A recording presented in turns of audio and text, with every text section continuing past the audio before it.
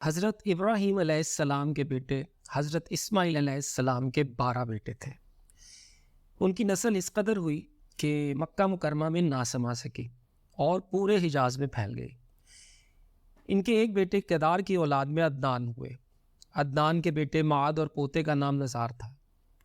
نزار کے 4 بیٹے تھے، ان میں سے ایک کا نام مزر تھا۔ مزر کی نسل سے قریش بن مالک پیدا ہوئے، یہ فہر بن مالک بھی کہلائے۔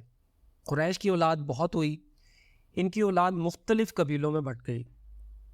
ان کی اولاد سے قسی نے اقتدار حاصل کیا۔ قسی کے آگے 3 بیٹے ہوئے، ان میں سے ایک عبد مناف، جن کی اگلی نسل میں ہاشم پیدا ہوئے۔ ہاشم نے مدینہ کی ایک سردار کی لڑکی سے شادی کی۔ ان کے یہاں ایک لڑکا پیدا ہوا جس کا نام شیبہ رکھا گیا۔ یہ پیدا ہوا ہی تھا کہ ہاشم کا انتقال ہو گیا۔ ان کے بھائی مطلب مکہ کے حاکم ہوئے۔ ہاشم کا بیٹا مدینہ منورہ میں پرورش پاتا رہا۔ جب مطلب کو معلوم ہو گیا کہ وہ جوان ہو گیا ہے تو بھتیجے کو لینے کے لیے خود مدینہ گئے۔ اسے لے کر مکہ مکرمہ پہنچے تو لوگوں نے خیال کیا یہ نوجوان ان کا غلام ہے۔ مطلب نے لوگوں کو بتایا یہ ہاشم کا بیٹا ہے اور میرا بھتیجا ہے۔ اس کے باوجود لوگوں نے اسے مطلب کا غلام ہی کہنا شروع کر دیا۔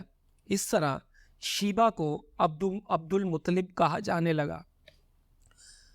انہی عبد المطلب کے یہاں ابو طالب، حمزہ، عباس، عبداللہ، ابو لہب، حارث، زبیر، زرار اور عبد الرحمن پیدا ہوئے۔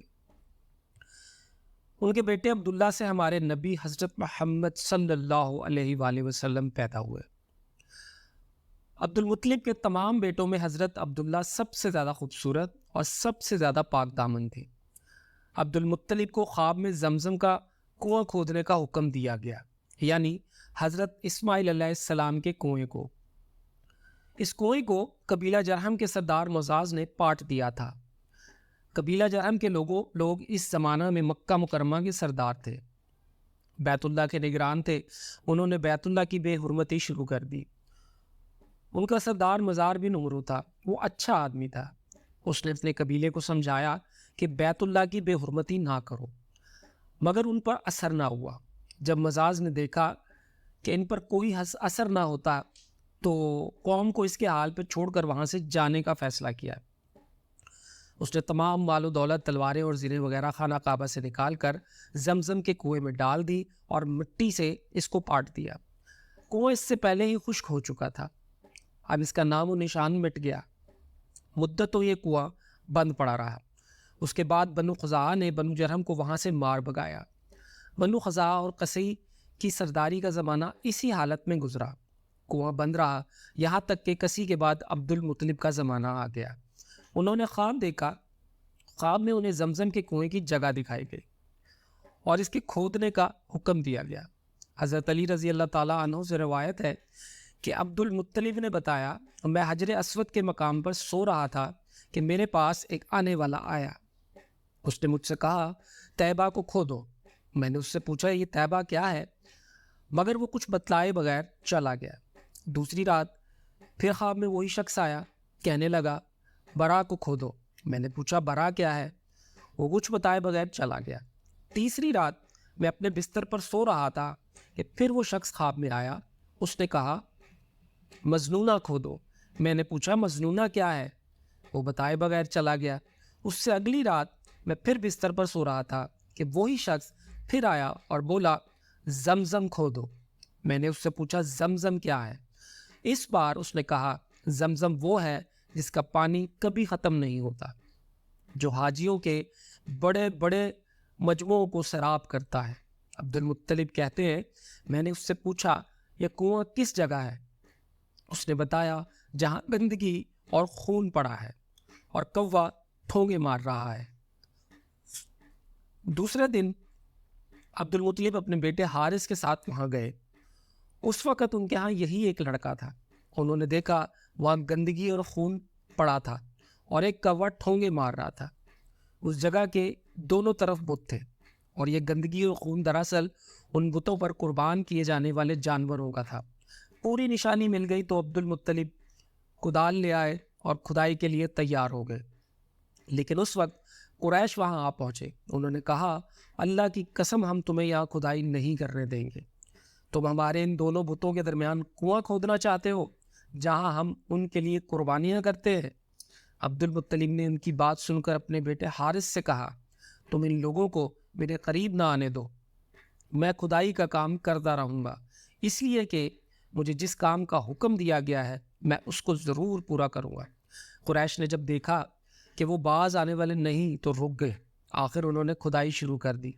جلدی کنویں کے آثار نظر آنے لگے. یہ دیکھ کر انہوں نے اللہ اکبر کا نعرہ لگایا اور پکار اٹھے یہ دیکھو اسماعیل علیہ السلام کی تعمیر ہے.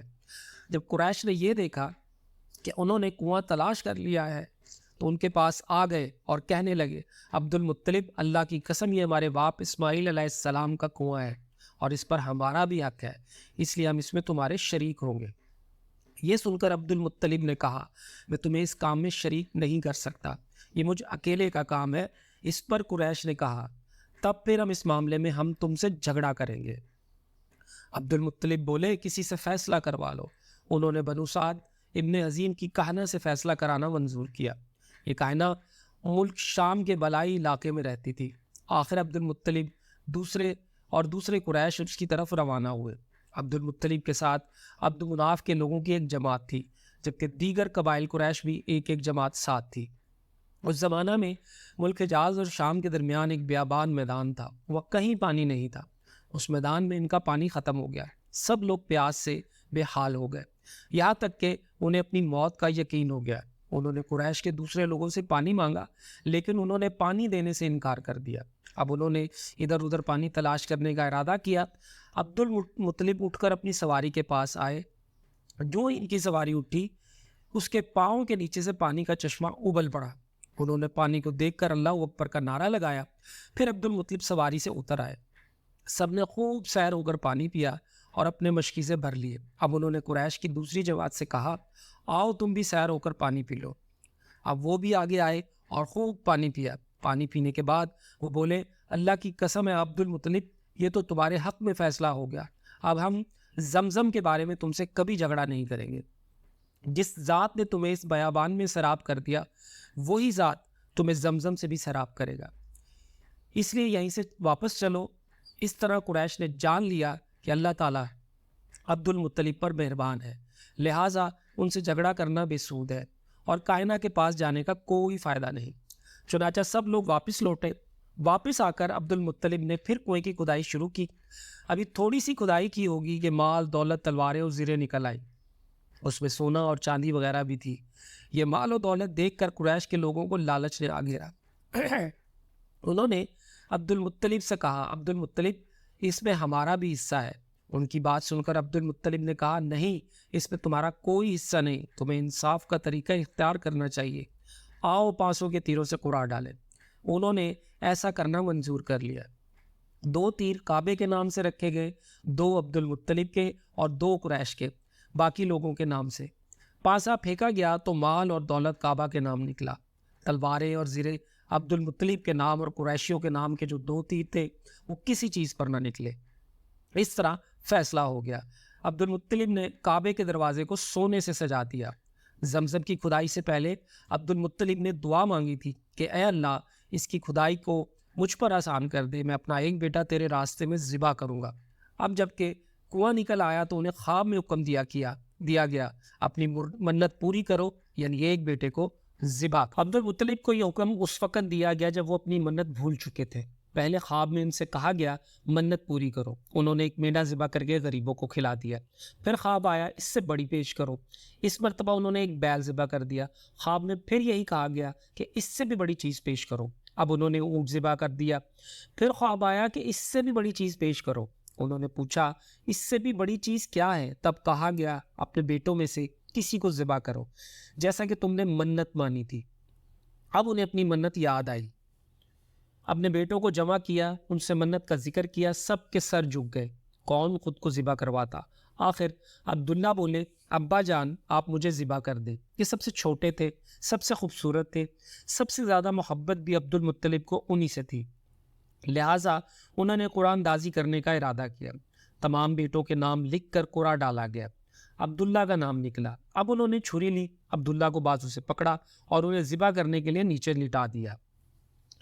جو ہی باپ نے بیٹے کو لٹایا، عباس سے ضبط نہ ہو سکا، فوراً آگے بڑھے اور بھائی کو کھینچ لیا۔ اس وقت یہ خود بھی چھوٹے سے تھے۔ ادھر باپ نے عبداللہ کو کھینچا۔ اس کھینچا تانی میں عبداللہ کے چہرے پر خراشیں بھی آئیں۔ ان خراشوں کے نشانات مرتے دم تک باقی رہے۔ اسی دوران بنو مخزوم کے لوگ آ گئے۔ انہوں نے کہا آپ اس طرح بیٹے کو ذبح نہ کریں، اس کی ماں کی زندگی خراب ہو جائے گی۔ اپنے رب کو راضی کرنے کے لیے بیٹے کا فدیہ دے دے۔ اب سوال یہ تھا کہ فدیہ کیا دیا جائے۔ اس کی ترکیب یہ بنائی گئی کہ کاغذ کے ایک ٹکڑے پر 10 اونٹ لکھے جائیں، دوسرے پر عبداللہ کا نام لکھا جائے۔ اگر 10 اونٹ والی پرچی نکلے تو 10 اونٹ قربان کر دیے جائے۔ اگر عبداللہ والی پرچی نکلے تو 10 اونٹ کا اضافہ کر دیا جائے۔ پھر 20 اونٹ والی پرچی اور عبداللہ والی پرچی ڈالی جائے۔ اب اگر 20 اونٹ والی پرچی نکلے تو 20 اونٹ قربان کر دیے جائے، ورنہ 10 اونٹ اور بڑھا دیے جائے۔ اس طرح 10 کر کے اونٹ بڑھاتے چلے جائیں۔ عبد المطلب نے ایسا ہی کیا، 10 اونٹ بڑھاتے چلے گئے۔ ہر بار عبداللہ کا نام نکلتا چلا گیا، یہاں تک اونٹوں کی تعداد 100 تک پہنچ گئی۔ تب کہیں جا کر اونٹوں والی پرچی نکلی۔ اس طرح ان کی جان کے بدلے 100 اونٹ قربان کیے گئے۔ عبد المطلب کو اب پورا اطمینان ہو گیا کہ اللہ تعالیٰ نے عبداللہ کے بدلے 100 اونٹوں کی قربانی منظور کر لی ہے۔ انہوں نے کعبے کے پاس 100 اونٹ قربان کیے اور کسی کو کھانے سے نہ روکا۔ سب انسانوں، جانوروں اور پرندوں نے ان کو کھایا۔ امام زہری کہتے ہیں کہ عبد المطلب پہلے آدمی ہیں جنہوں نے آدمی کی جان کی قیمت 100 اونٹ دینے کا طریقہ شروع کیا۔ اس سے پہلے 10 اونٹ دیے جاتے تھے۔ اس کے بعد یہ طریقہ سارے عرب میں جاری ہو گیا، گویا قانون بن گیا کہ آدمی کا فدیہ 100 اونٹ ہے۔ نبی کریم صلی اللہ علیہ وسلم کے سامنے جب یہ ذکر آیا تو آپ صلی اللہ علیہ وسلم نے اس فدیہ کی تصدیق فرمائی، یعنی فرمایا کہ یہ درست ہے۔ اور اسی بنیاد پر نبی کریم صلی اللہ علیہ وسلم فرماتے ہیں میں 2 ذبیح ہوں، یعنی حضرت اسماعیل علیہ السلام اور حضرت عبداللہ کی اولاد ہوں۔ حضرت عبداللہ قریش میں سب سے زیادہ حسین تھے۔ ان کا چہرہ روشن ستارہ کی مانند تھا۔ قریش کی بہت سی لڑکیاں ان سے شادی کرنا چاہتی تھیں، مگر حضرت عبداللہ کی حضرت آمنہ سے شادی ہوئی۔ حضرت آمنہ وہب بن عبد المناف بن زہرا کی بیٹی تھی۔ شادی کے وقت حضرت عبداللہ کی عمر 18 سال تھی۔ یہ شادی کے لیے اپنے والد کے ساتھ جا رہے تھے۔ راستہ میں ایک عورت کعبہ کے پاس بیٹھی نظر آئی۔ یہ عورت ورقہ بن نوفل کی بہن تھی۔ ورقہ بن نوفل قریش کے ایک بڑے عالم تھے۔ ورقہ بن نوفل سے ان کی بہن نے سن رکھا تھا کہ وقت کے آخری نبی کا ظہور ہونے والا ہے، اور ان کی نشانیوں میں سے ایک نشانی یہ ہوگی کہ ان کے والد کے چہرے میں نبوت کا نور چمکتا ہوگا۔ جو ہی اس نے عبداللہ کو دیکھا، فوراً اس کے ذہن میں یہ بات آئی۔ اس نے یہ سوچا ہو نہ ہو یہ وہ شخص ہے جو پیدا ہونے والے نبی کے باپ ہوں گے۔ چنانچہ اس نے کہا اگر تم مجھ سے شادی کر لو تو میں بدلہ میں تمہیں اتنے ہی اونٹ دوں گی جتنے تمہاری جان کے بدلے میں ذبح کیے گئے تھے۔ اس پر انہوں نے جواب دیا میں اپنے باپ کے ساتھ ہوں، ان کی مرضی کے خلاف کچھ نہیں کر سکتا، نہ ان سے الگ ہو سکتا ہوں، اور میرے والد باعزت آدمی ہے، اپنی قوم کے سردار ہیں۔ بہرحال ان کی شادی حضرت آمنہ سے ہو گئی۔ اب قریش کی عورتوں میں نسب اور مقام کے اعتبار سے افضل تھی۔ حضرت آمنہ حضرت عبداللہ کے گھر آ گئی۔ آپ فرماتی ہے جب میں ماں بننے والی ہوئی تو میرے پاس ایک شخص آیا، یعنی ایک فرشتہ انسانی شکل میں آیا۔ اس وقت میں جاگنے اور سونے کی درمیانی حالت میں تھی۔ عام طور پر اس حالت کو غنودگی کہا جاتا ہے۔ اس نے مجھ سے کہا تمہیں معلوم ہے تم اس امت کے سردار اور نبی کی ماں بننے والی ہو۔ اس کے بعد وہ پھر اس وقت آیا جب نبی صلی اللہ علیہ وسلم پیدا ہونے والے تھے۔ اس مرتبہ اس نے کہا جب تمہارے ہاں پیدائش ہو تو کہنا میں اس بچے کے لیے اللہ کی پناہ چاہتی ہوں ہر حسد کرنے والے کے شر اور برائی سے۔ پھر تم اس بچے کا نام محمد رکھنا، کیونکہ ان کا نام تورات میں احمد ہے اور زمین و آسمان والے ان کی تعریف کرتے ہیں، جبکہ قرآن میں ان کا نام محمد ہے اور قرآن ان کی کتاب ہے، البدایہ والنہایہ۔ ایک روایت کے مطابق فرشتے نے ان سے یہ کہا تم وقت کے سردار کی ماں بننے والی ہو۔ اس بچے کی نشانی یہ ہوگی کہ اس کے ساتھ ایک نور ظاہر ہوگا جس سے ملک شام اور بصرہ کے محلات بھر جائیں گے۔ جب وہ بچہ پیدا ہو جائے گا تو اس کا نام محمد رکھنا، کیونکہ تورات میں ان کا نام احمد ہے کہ آسمان اور زمین والے ان کی تعریف کرتے ہیں، اور انجیل میں ان کا نام احمد ہے کہ آسمان اور زمین والے ان کی تعریف کرتے ہیں۔ اور قرآن میں ان کا نام محمد ہے۔ حضرت عبداللہ کے چہرے میں جو نور چمکتا تھا، شادی کے بعد وہ حضرت آمنہ کے چہرے میں آ گیا تھا۔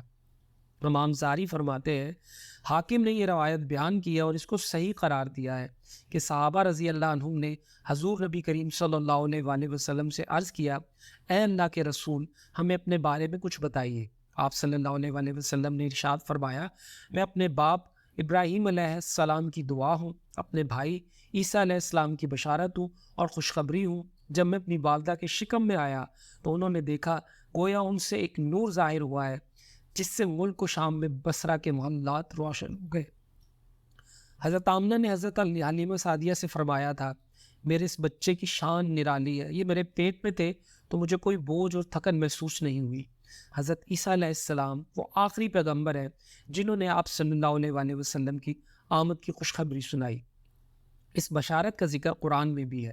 سورہ صف میں اللہ تعالیٰ فرماتے ہیں، اور اسی طرح وہ وقت بھی قابل ذکر ہے جبکہ عیسیٰ ابن مریم علیہ السلام نے فرمایا کہ اے بنی اسرائیل، میں تمہارے پاس اللہ کا بھیجا ہوا آیا ہوں کہ مجھ سے پہلے جو تورات آ چکی ہے میں اس کی تصدیق کرنے والا ہوں، اور میرے بعد جو ایک رسول آنے والا ہے ان کا نام مبارک احمد ہوگا، میں ان کی بشارت دینے والا ہوں۔ اب چونکہ حضرت عیسیٰ علیہ السلام یہ بشارت سنا چکے تھے، اس لیے ہر دور کے لوگ آپ صلی اللہ علیہ وآلہ وسلم کی آمد کا بے چینی سے انتظار کر رہے تھے۔ ادھر آپ صلی اللہ علیہ وآلہ وسلم کی پیدائش سے پہلے ہی حضرت عبداللہ کا انتقال کر گئے۔ سابقہ کتب میں آپ صلی اللہ علیہ وآلہ وسلم کی نبوت کی ایک علامت یہ بھی بتائی گئی ہے کہ آپ کے والد کا انتقال آپ کی ولادت سے پہلے ہو جائے گا۔ حضرت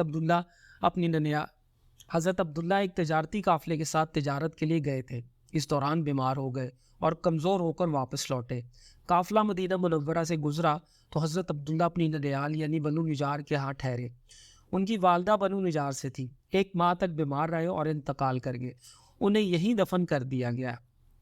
تجارتی قافلہ جب حضرت عبداللہ کے بغیر مکہ مکرمہ پہنچا اور عبد المطلب کو پتہ چلا کہ ان کے بیٹے عبداللہ بیمار ہو گئے ہیں اور مدینہ منورہ میں اپنی ننیال میں ہے، تو انہیں لانے کے لیے عبد المطلب نے اپنے بیٹے زبیر کو بھیجا۔ جب وہاں پہنچے تو عبداللہ کا انتقال ہو چکا تھا۔ مطلب یہ کہ آپ صلی اللہ علیہ وآلہ وسلم اس دنیا میں اپنے والد کی وفات کے چند ماہ بعد تشریف لائے۔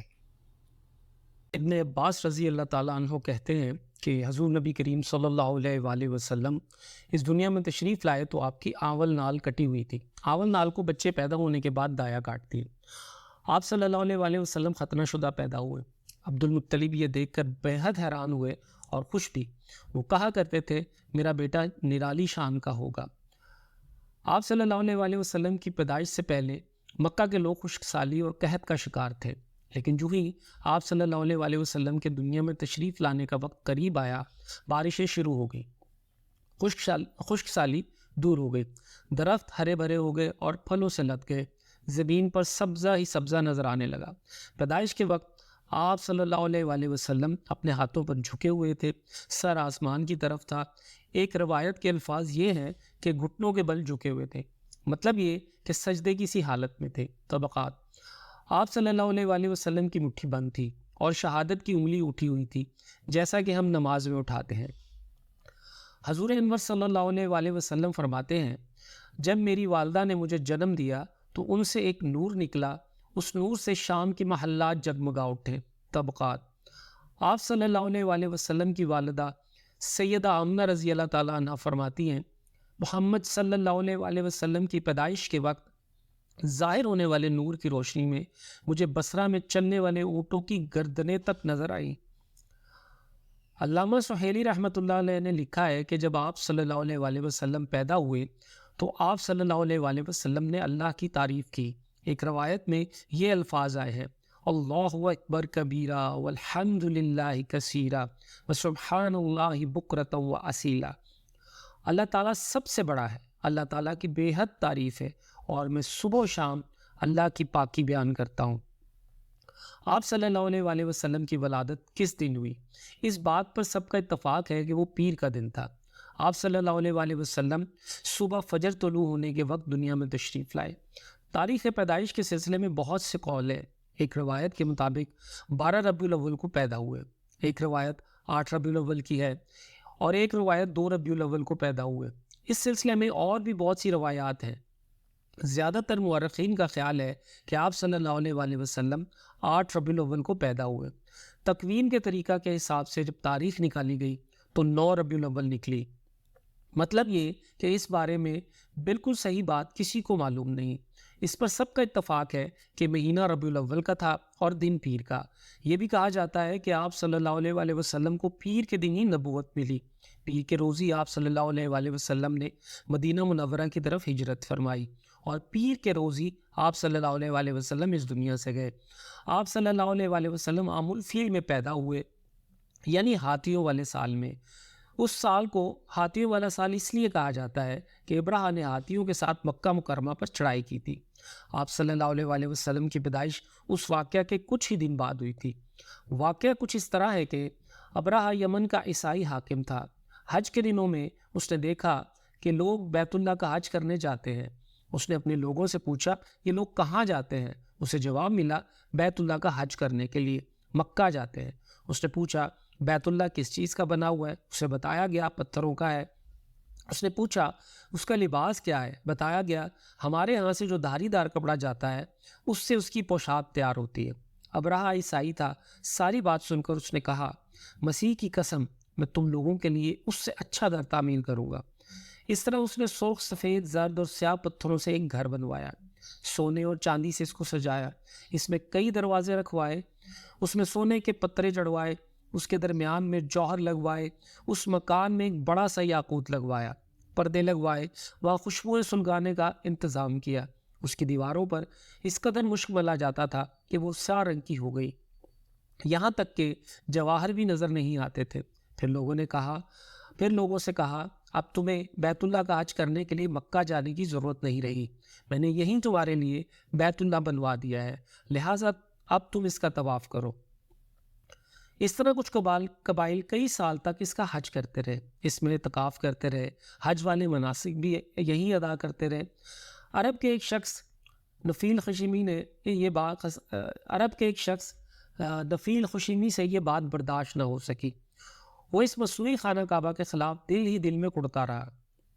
آخر اس نے دل میں ٹھان لی کہ وہ ابرہہ کی اس عمارت کو گندا کر کے چھوڑے گا۔ پھر ایک رات اس نے چوری چھپے بہت سی گندگی اس میں ڈال دی۔ ابرہہ کو معلوم ہوا تو سخت غضبناک ہوا، کہنے لگا یہ کارروائی کسی عرب نے اپنے کعبہ کے لیے کی ہے، میں اسے ڈھا دوں گا، اس کا ایک ایک پتھر توڑ دوں گا۔ اس نے شام و حبشہ کو یہ تفصیلات لکھ دی، ان سے درخواست کی کہ وہ ہاتھی بھیج دے۔ اس ہاتھی کا نام محمود تھا۔ یہ اس قدر بڑا تھا کہ اتنا بڑا ہاتھی روئے زمین پر دیکھنے میں نہیں آیا تھا۔ جب ہاتھی اس کے پاس پہنچ گیا تو وہ اپنی فوج لے کر نکلا اور مکہ کا رخ کیا۔ یہ لشکر جب مکہ کے قرب و جوار میں پہنچا تو ابرہہ نے ان فوج کو حکم دیا کہ ان لوگوں کے جانور لوٹ لیے جائیں۔ اس کے حکم پر فوجیوں نے جانور پکڑ لیے، ان میں عبد المطلب کے اونٹ بھی تھے۔ نفیل بھی اس لشکر میں ابرہہ کے ساتھ موجود تھا اور یہ عبد المطلب کا دوست تھا۔ عبد المطلب اس سے ملے، اونٹوں کے سلسلے میں بات کی۔ نفیل نے ابرہہ سے کہا قریش کا سردار عبد المطلب ملنا چاہتا ہے۔ یہ شخص تمام عرب کا سردار ہے، شرف اور بزرگی سے حاصل ہے، لوگوں میں اس کا بہت اثر ہے، لوگوں کو اچھے اچھے گھوڑے دیتا ہے، انہیں عطیات دیتا ہے، کھانا کھلاتا ہے۔ یہ گویا عبد المطلب کا تعارف تھا۔ ابرہہ نے انہیں ملاقات کے لیے بلا لیا۔ ابرہہ نے ان سے پوچھا بتائیے آپ کیا چاہتے ہیں؟ انہوں نے جواب دیا میں چاہتا ہوں میرے اونٹ مجھے واپس مل جائیں۔ ان کی یہ بات سن کر ابرہہ بہت حیران ہوا۔ اس نے کہا مجھے تو بتایا گیا تھا کہ آپ عرب کے سردار ہیں، بہت عزت اور بزرگی کے مالک ہیں، لیکن لگتا ہے مجھ سے غلط بیانی کی گئی ہے، کیونکہ میرا خیال تھا آپ مجھ سے بیت اللہ کے بارے میں بات کریں گے، جس کو میں گرانے آیا ہوں اور جس کے ساتھ آپ سب کی عزت وابستہ ہے، لیکن آپ نے تو سرے سے اس کے بارے میں بات ہی نہیں کی اور اپنے اونٹوں کا رونا لے کر بیٹھ گئے۔ یہ کیا بات ہوئی؟ اس کی بات سن کر عبد المطلب بولے آپ میرے اونٹ مجھے واپس دے دیں، بیت اللہ کے ساتھ جو چاہیں کریں، اس لیے کہ اس گھر کا ایک پروردگار ہے، وہ خود ہی اس کی حفاظت کرے گا، مجھے اس کے لیے فکر مند ہونے کی ضرورت نہیں۔ ان کی بات سن کر ابرہہ نے حکم دیا ان کے اونٹ واپس دے دیے جائیں۔ جب انہیں ان کے اونٹ واپس مل گئے تو انہوں نے ان کے سموں پر چمڑے چڑھا دیے، ان پر نشان لگا دیے، انہیں قربانی کے لیے وقف کر کے حرم میں چھوڑ دیا تاکہ پھر کوئی انہیں پکڑ لے تو حرم کا پروردگار اس پر غضبناک ہو۔ پھر عبد المطلب حرا پہاڑ پر چڑھ گئے، ان کے ساتھ ان کے کچھ دوست تھے۔ انہوں نے اللہ سے درخواست کی، اے اللہ، انسان اپنے سامان کی حفاظت کرتا ہے، تو اپنے سامان کی حفاظت کر۔ ادھر سے ابراہہ اپنا لشکر لے کر آگے بڑھا، وہ خود ہاتھی پر سوار لشکر کے درمیان موجود تھا۔ ایسے میں اس کے ہاتھی نے آگے بڑھنے سے انکار کر دیا، وہ زمین پر بیٹھ گیا۔ ہاتھی والوں نے اسے اٹھانے کی کوشش کی لیکن وہ نہ اٹھا۔ انہوں نے اس کے سر پر ضربیں لگائی، آنکس چبوئے، مگر وہ کھڑا نہ ہوا۔ کچھ سوچ کر انہوں نے اس کا رخ یمن کی طرف کیا تو وہ فوراً اس طرف چلنے لگا۔ اس کا رخ پھر مکہ کی طرف کیا گیا تو پھر رک گیا۔ ہاتھی بانوں نے یہ تجربہ بار بار کیا۔ آخر ابراہہ نے حکم دیا ہاتھی کو شراب پلائی جائے تاکہ نشے میں اسے کچھ ہوش نہ رہے اور ہم اسے مکہ کی طرف آگے بڑھا سکیں۔ چنانچہ اسے شراب پلائی گئی لیکن اس پر اس کا بھی اثر نہ ہوا۔ سیرت النبی محمد مصطفیٰ صلی اللہ علیہ وآلہ وسلم، چیپٹر 4، ابراہہ کا انجام۔ نئے آنے والے ساتھیوں سے گزارش ہے کہ اس کے باقی کے پچھلے چیپٹرز بھی جو ہے وہ آپ دیکھ لیجئے تاکہ آپ کو آگے کی بات سمجھ میں آ سکے۔ وہ چینل کی پلے لسٹ میں سیرت النبی کے نام سے ایک پلے لسٹ موجود ہے، وہاں پہ آپ اس کو دیکھ سکتے ہیں، سارے چیپٹرز آپ کو وہاں پہ مل جائیں گے۔ اور اگر آپ کو یہ پسند آ رہا ہے تو آپ ضرور اس چینل کو سبسکرائب کیجیے گا۔ تو آئیے اب اگلا چیپٹر شروع کرتے ہیں۔ ابراہہ کے ہاتھی کو اٹھانے کی مسلسل کوشش جاری تھی کہ اچانک سمندر کی طرف سے ان کی طرف اللہ تعالیٰ نے ابابیلوں کو بھیج دیا۔ وہ ٹڈیوں کے جھنڈ کی طرح آئی۔ دوسری طرف عبد المطلب مکہ میں داخل ہوئے، حرم میں پہنچے اور کعبہ کے دروازے کی زنجیر پکڑ کر ابراہہ اور اس کے لشکر کے خلاف فتح کی دعا مانگی۔ ان کی دعا کے الفاظ یہ ہیں: اے اللہ، یہ بندہ اپنے قافلے اور اپنی جماعت کی حفاظت کر رہا ہے، تو اپنے گھر یعنی بیت اللہ کی حفاظت فرما۔ ابراہہ کا لشکر فتح حاصل نہ کر سکے، ان کی طاقت تیری طاقت کے آگے کچھ بھی نہیں۔ آج صلیب کامیاب نہ ہو۔ صلیب کا لفظ اس لیے بولا کہ ابراہہ عیسائی تھا اور صلیب کو عیسائی اپنے نشان کے طور پر ساتھ لے کر چلتے ہیں۔ اب انہوں نے اپنی قوم کو ساتھ لیا اور ہیرا پہاڑ پر چڑھ گئے کیونکہ ان کا خیال تھا کہ وہ ابراہہ کا مقابلہ نہیں کر سکیں گے۔ اور پھر اللہ تعالیٰ نے پرندوں کے جھنڈ بھیج دیے۔ یہ پرندے چڑیا سے قدرے بڑے تھے اور ان میں سے ہر پرندے کی چونچ میں پتھر کے 3 ٹکڑے تھے۔ یہ پتھر پرندوں نے ابراہہ کے لشکر پر گرانے شروع کیے۔ جو ہی یہ پتھر ان پر گرے، ان کے ٹکڑے ہو گئے، بالکل اسی طرح جیسے آج کسی جگہ اوپر سے بم گرایا جائے تو جسموں کے ٹکڑے ہو جاتے ہیں۔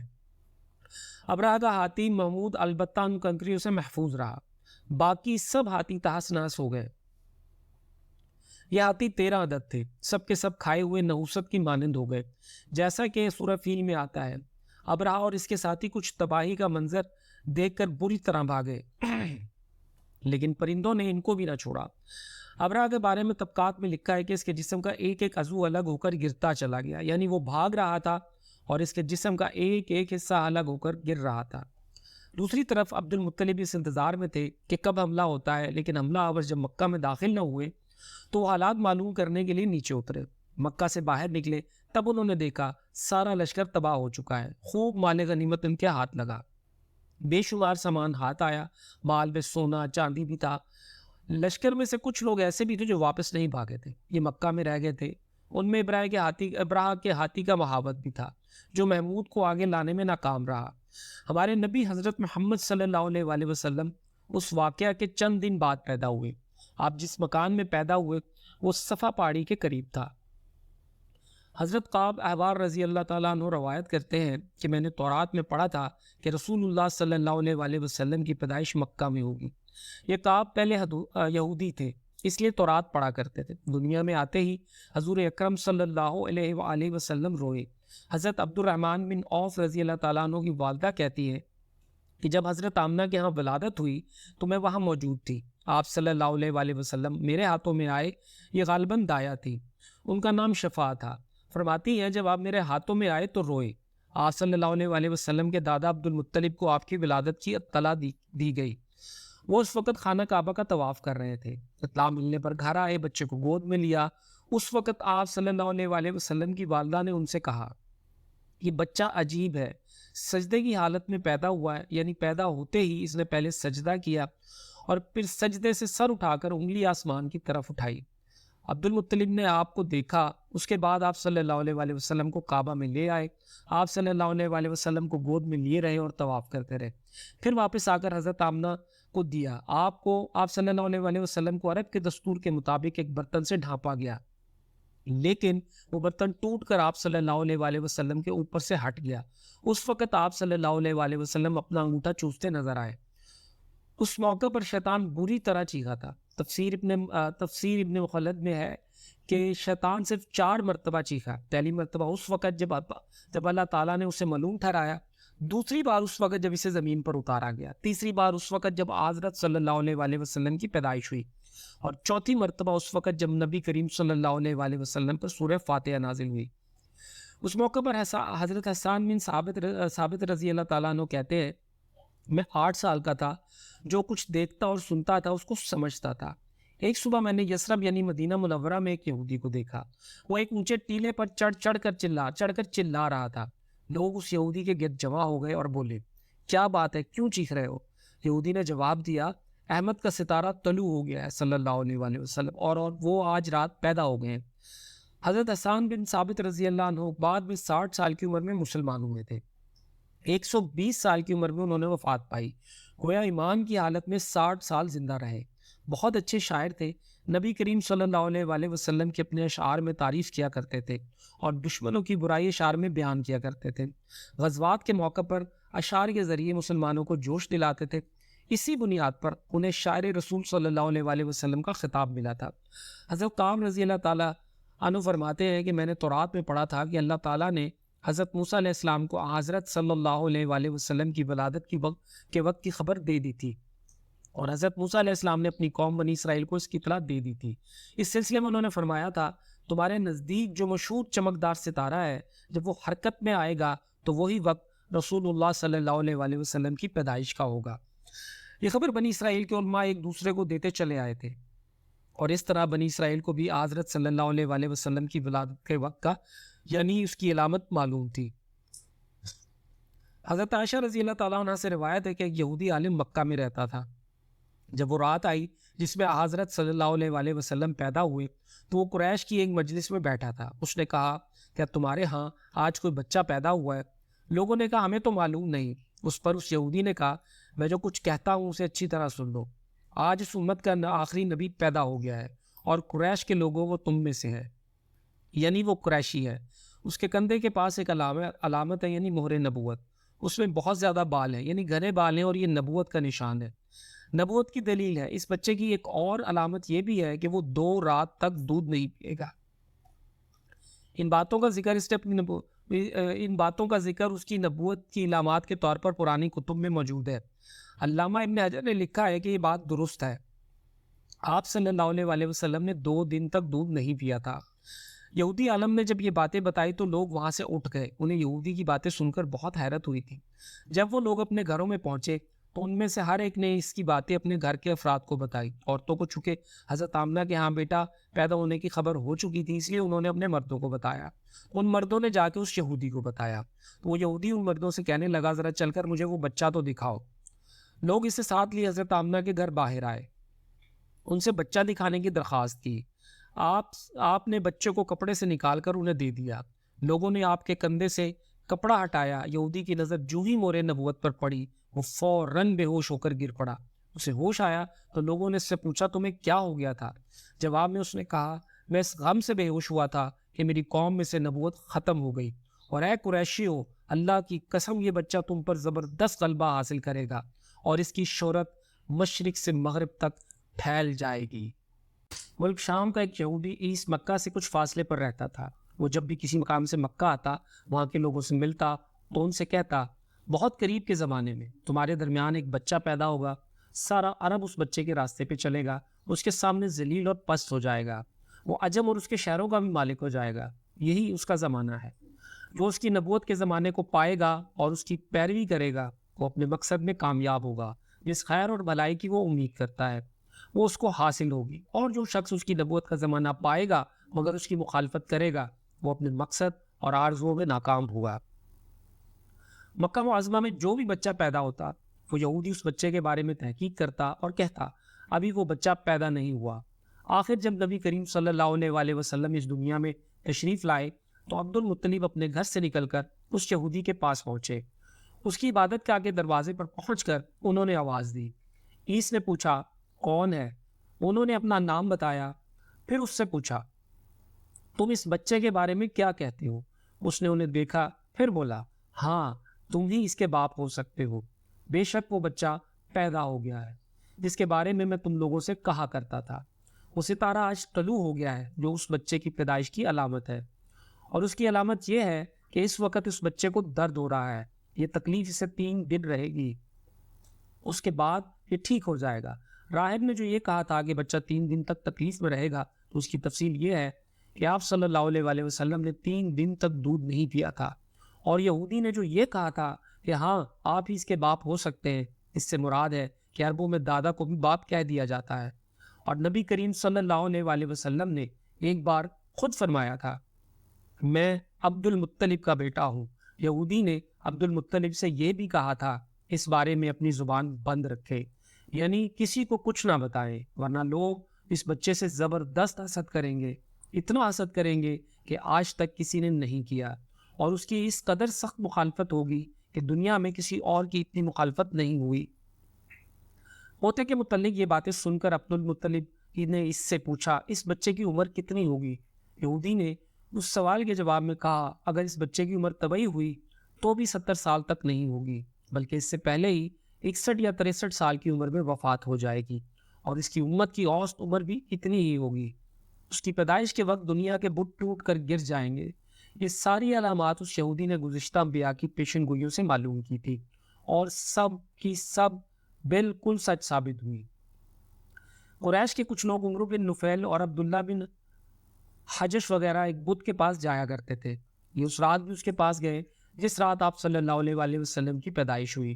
انہوں نے دیکھا وہ بت اوندے منہ پڑا ہے. ان لوگوں کو یہ بات بری لگی. انہوں نے اس کو اٹھایا سیدھا کر دیا مگر وہ پھر گر گیا. انہوں نے پھر اس کو سیدھا کیا، وہ پھر الٹا ہو گیا. ان لوگوں کو بہت حیرت ہوئی، یہ بات بہت عجیب لگی. تب اس بت سے آواز نکلی کہ ایک ایسے بچے کی پیدائش کی خبر ہے جس کے نور سے مشرق اور مغرب زمین کے تمام گوشے منور ہو گئے ہیں. بت سے نکلنے والی آواز نے انہیں اور زیادہ حیرت زدہ کر دیا. اس کے علاوہ ایک واقعہ یہ پیش آیا کہ ایران کے شہنشاہ کسریٰ نوشیروہ کا محل ہلنے لگا اور اس میں شگاف پڑ گئے. نوشیروہ کا یہ محل نہایت مضبوط تھا، بڑے بڑے پتھروں اور چونے سے تعمیر کیا گیا تھا. اس واقعے سے پوری سلطنت میں دہشت پھیل گئی. شگاف پڑنے سے خوفناک آواز بھی نکلی تھی. محل کے 14 کنگرے ٹوٹ کر نیچے آ گرے تھے. آپ صلی اللہ علیہ وآلہ وسلم کی پیدائش پر ایک واقعہ یہ پیش آیا کہ فارس کے تمام آتش کدوں کی وہ آگ بجھ گئی جس کی وہ لوگ پوجا کرتے تھے اور اس کو بجھنے نہیں دیتے تھے. لیکن اس رات میں ایک ہی وقت میں تمام کے تمام آتش کدوں کی آگ آنن فانن بجھ گئی. آگ کے پوجنے والوں میں رونا پٹا مچ گیا. کسریٰ کو یہ بات تمام اطلاعات ملی تو اس نے ایک کاہن کو بلایا. اس نے اپنے محل میں شگاف پڑنے اور آتش کدوں کی آگ بجھنے کے واقعات اسے سنا کر پوچھا آخر ایسا کیوں ہو رہا ہے؟ وہ کاہن خود تو کچھ جواب نہ دے سکا، تاہم اس نے کہا ان سوالات کے جواب میرا ماموں دے سکتا ہے، اس کا نام سطیع ہے. نوشیروہ نے کہا ٹھیک ہے تم جا کر ان سوالات کے جواب لاؤ. وہ گیا، سطیع سے ملا، اس سے یہ واقعات سنائے. اس نے سن کر کہا ایک عصا والے نبی صلی اللہ علیہ وآلہ وسلم ظاہر ہوں گے جو عرب اور شام پر چھا جائیں گے، اور جو کچھ ہونے والا ہے ہو کر رہے گا. اس نے یہ جواب کسریٰ کو بتایا. اس وقت تک کسریٰ نے دوسرے کانوں سے بھی معلومات حاصل کر لی تھی. چنانچہ یہ سن کر اس نے کہا تب پھر ابھی وہ وقت آنے میں دیر ہے، یعنی ان کا غلبہ میرے بعد ہوگا. پیدائش کے 7ویں دن عبد المطلب نے آپ صلی اللہ علیہ وآلہ وسلم کا عقیقہ کیا اور نام محمد صلی اللہ علیہ وآلہ وسلم رکھا. عربوں میں اس سے پہلے یہ نام کسی نے نہیں رکھا تھا. قریش کو یہ نام عجیب سا لگا. چنانچہ کچھ لوگوں نے عبد المطلب سے کہا اے عبد المطلب، کیا وجہ ہے کہ تم نے اس بچے کا نام اس کے باپ دادا کے نام پر نہیں رکھا بلکہ محمد رکھا ہے صلی اللہ علیہ وآلہ وسلم؟ اور یہ نام نہ تو تمہارے باپ دادا میں سے کسی کا ہے نہ تمہاری قوم میں سے کسی کا ہے. عبد المطلب نے انہیں جواب دیا میری تمنا ہے کہ آسمانوں میں اللہ تعالیٰ اس بچے کی تعریف فرمائے اور زمین پر لوگ اس کی تعریف کریں. محمد صلی اللہ علیہ وآلہ وسلم کے معنی ہے جس کی بہت زیادہ تعریف کی جائے. اسی طرح والدہ کی طرف سے آپ صلی اللہ علیہ وآلہ وسلم کا نام احمد صلی اللہ علیہ وآلہ وسلم رکھا گیا۔ احمد نام بھی اس سے پہلے کسی کا نہیں رکھا گیا تھا۔ مطلب یہ کہ ان دونوں ناموں کی اللہ تعالیٰ نے حفاظت کی اور کوئی بھی یہ نام نہ رکھ سکا۔ احمد کا مطلب ہے سب سے زیادہ تعریف کرنے والا، صلی اللہ علیہ وآلہ وسلم۔ علامہ سہیلی نے لکھا ہے آپ احمد صلی اللہ علیہ وآلہ وسلم پہلے ہیں اور محمد صلی اللہ علیہ وآلہ وسلم بعد میں، یعنی آپ صلی اللہ علیہ وآلہ وسلم کی تعریف دوسروں نے بعد میں کی، اس سے پہلے آپ صلی اللہ علیہ وآلہ وسلم کی شان یہ ہے کہ آپ صلی اللہ علیہ وآلہ وسلم نے اللہ تعالیٰ کی سب سے زیادہ حمد و ثنا کرنے والے ہیں۔ قرآنی کتابوں میں آپ صلی اللہ علیہ وآلہ وسلم کا نام احمد ذکر کیا گیا ہے، صلی اللہ علیہ وآلہ وسلم۔ اپنی والدہ کے بعد آپ صلی اللہ علیہ وآلہ وسلم نے سب سے پہلے صوبیہ کا دودھ پیا۔ صوبیہ نبی کریم صلی اللہ علیہ وآلہ وسلم کے چچا ابو لہب کی باندھی تھی۔ ان کو ابو لہب نے آپ صلی اللہ علیہ وآلہ وسلم کی پیدائش کی خوشی میں آزاد کر دیا تھا۔ صوبیہ نے آپ صلی اللہ علیہ وآلہ وسلم کو چند دن تک دودھ پلایا۔ انہی دنوں صوبیہ کے ہاں اپنا بیٹا پیدا ہوا تھا۔ آپ صلی اللہ علیہ وآلہ وسلم کی والدہ نے آپ صلی اللہ علیہ وآلہ وسلم کو صرف 9 دن تک دودھ پلایا۔ ان کے بعد صوبیہ نے پلایا۔ پھر دودھ پلانے کی باری حضرت حلیمہ سعدیہ رضی اللہ عنہ کی آئی۔ حضرت حلیمہ سعدیہ رضی اللہ عنہ اپنی بستی سے روانہ ہوئی، ان کے ساتھ ان کا دودھ پیتا بچہ اور شوہر بھی آئے۔ حضرت حلیمہ سعدیہ رضی اللہ عنہ دوسری عورتوں کے بعد مکہ میں داخل ہوئی۔ ان کا خچر بہت کمزور اور مریل تھا، ان کے ساتھ ان کی کمزور اور بوڑھی اونٹنی تھی، وہ بہت آہستہ چلتی تھی۔ ان کی وجہ سے حلیمہ رضی اللہ عنہ قافلے سے بہت پیچھے رہ جاتی تھی۔ اس وقت بھی ایسا ہی ہوا اور وہ سب سے آخر میں مکہ میں داخل ہوئی۔